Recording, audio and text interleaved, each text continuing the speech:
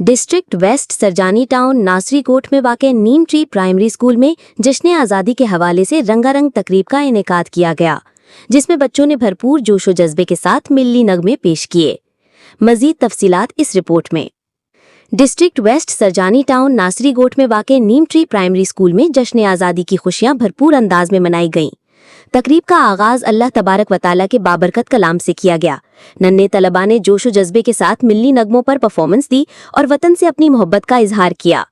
इस मौके पर बच्चों की हौसला अफजाई के लिए तहाइफ भी तकसीम किए गए।